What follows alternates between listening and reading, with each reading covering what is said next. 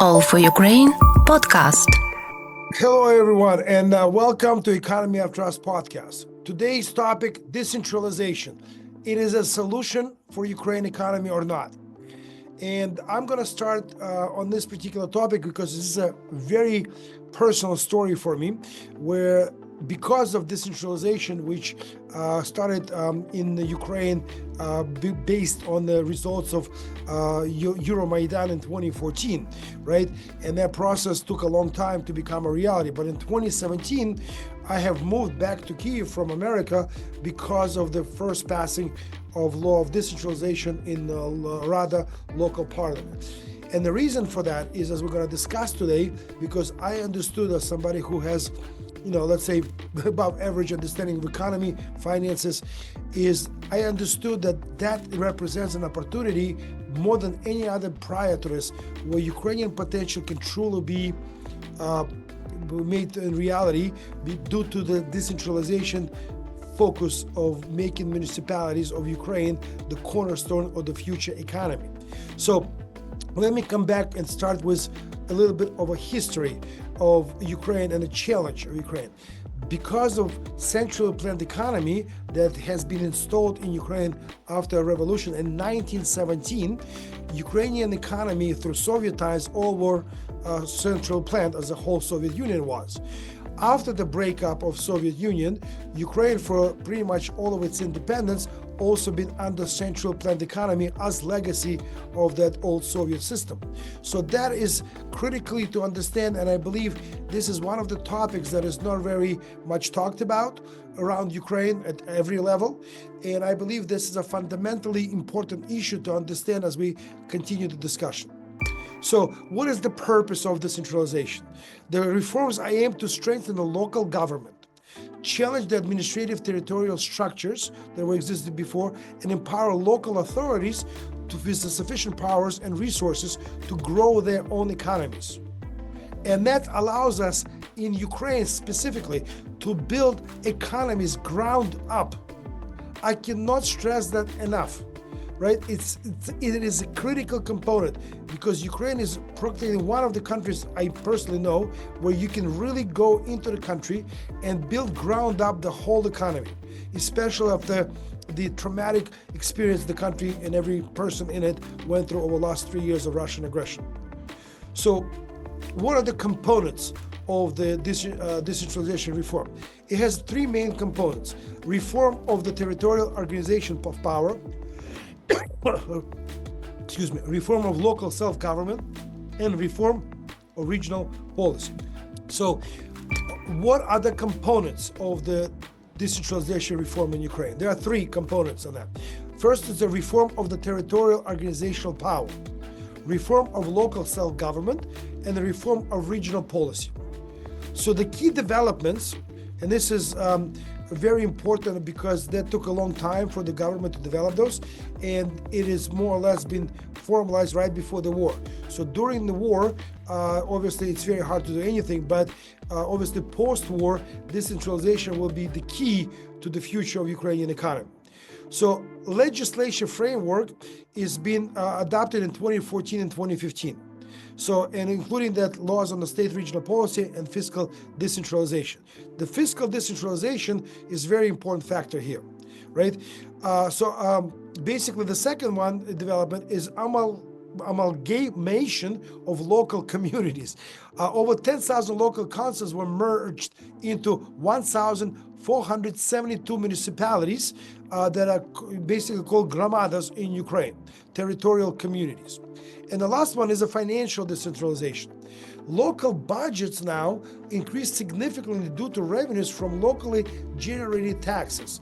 That's very important. So the decentralization means that whatever the taxes the municipality brings in, it keeps, versus in the past we're sending it back to the central government and then getting something back.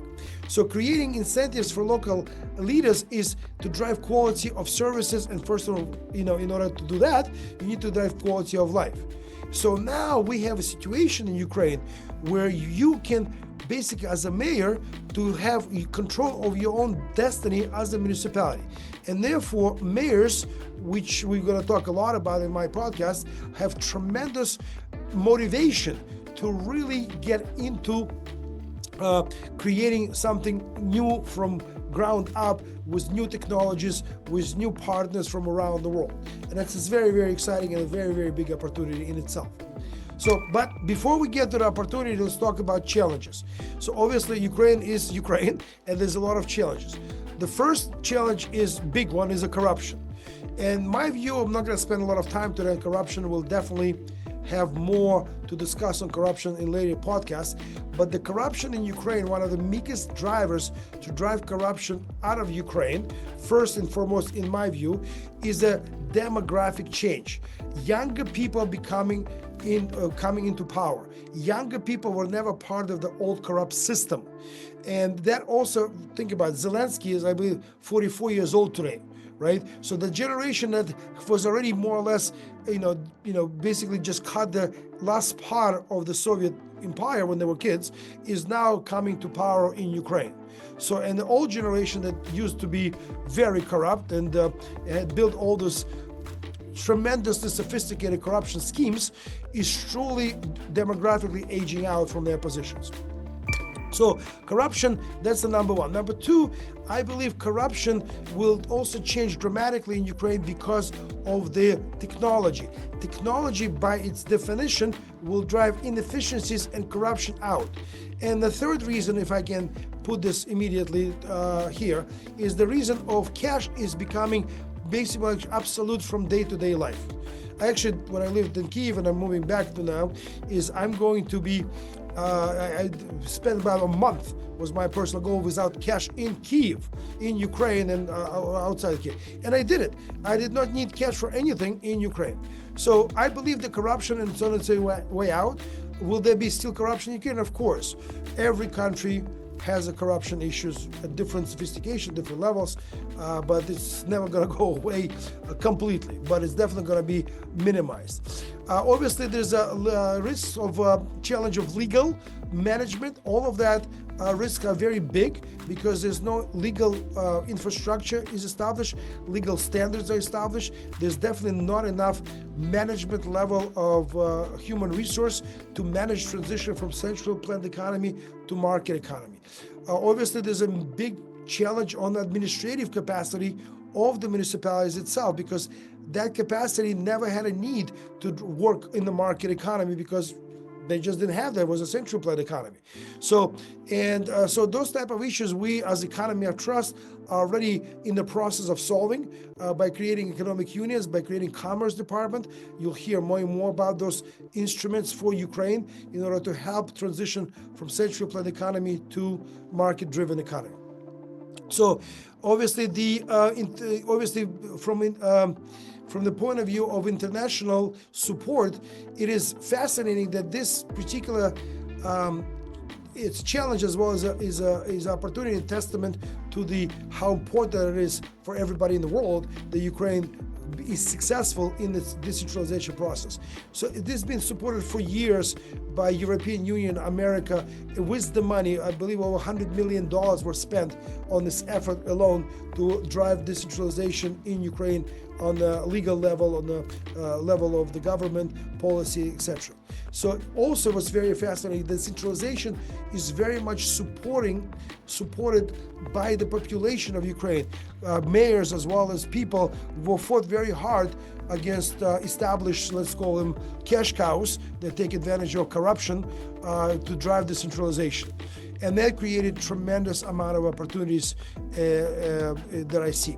So the obviously reforms that are coming in and the impact of the decentralization as I'm coming to the summary of today's podcast.